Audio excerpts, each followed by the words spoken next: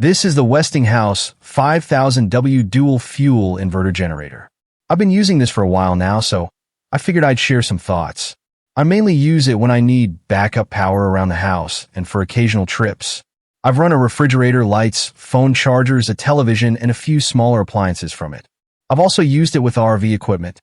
It has handled those situations without giving me much trouble.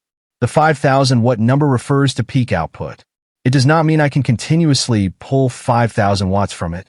The continuous output is lower, and it also changes depending on whether I'm using gasoline or propane.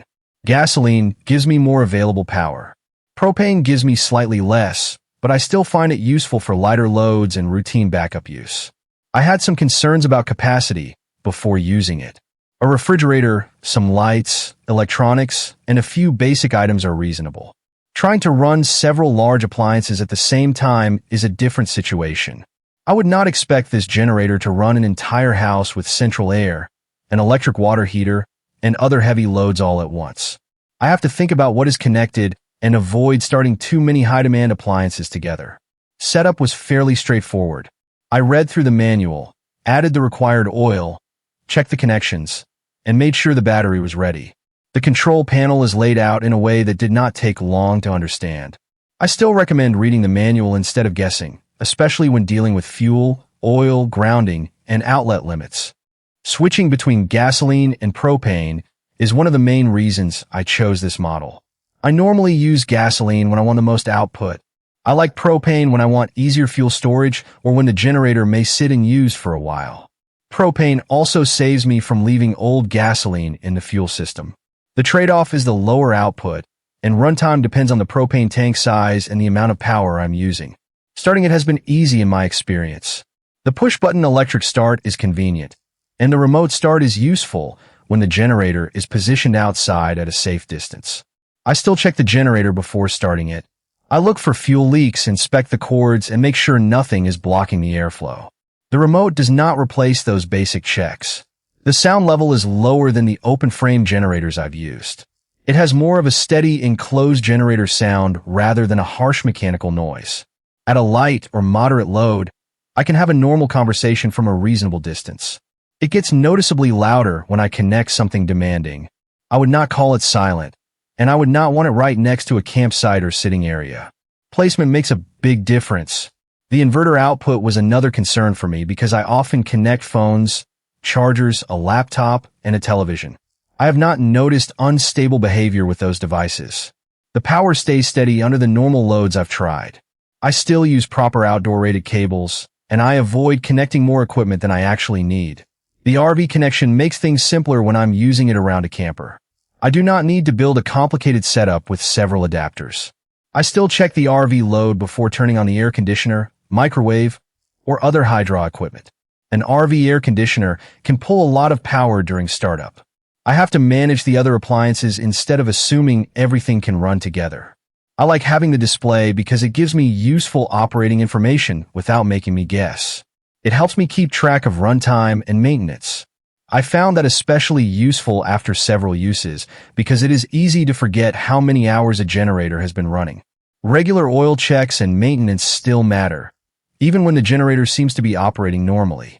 Moving it is manageable because it has wheels and a handle. It is not something I would describe as lightweight. I can move it across a driveway or flat campsite without much effort, but loading it into a vehicle takes more planning. Compared with small recreational generators, this one is heavier. Compared with larger open-frame units that provide similar usable power, it is easier for me to store and move. The enclosed housing feels solid, and it also helps contain some of the sound. After using it for a while, I have not noticed loose controls or obvious problems with the outer case. I still avoid dragging it over rough ground because the wheels are more useful on firm, fairly level surfaces. Fuel use depends heavily on the load.